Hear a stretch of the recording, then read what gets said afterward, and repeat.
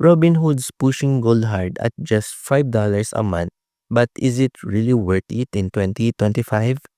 Or just another subscription you'll forget? Robinhood Gold unlocks several premium perks. We get 4% APY on uninvested cash compared to nil zero rates for free users and up to $2.5 million in FDIC insurance through partner banks that alone can pay for the subscription if you keep around $1,500 idle. Gold members also enjoy a 3% IRA match, which can net your hundreds annually if you max your contributions.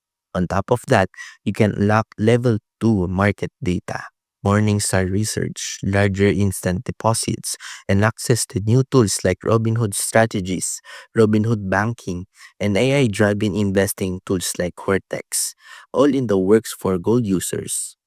But not all feedback is glowing. So in short, if you carry idle cash, contribute regularly to an IRA, or want early access to these premium tools, gold can easily pay for itself. But if you're a casual trader or account balance is low, it might not offer enough to justify the cost. That's the real breakdown. Gold is not for everyone, but if you play it smart, it can pay off. Follow for more real deal finance app reviews.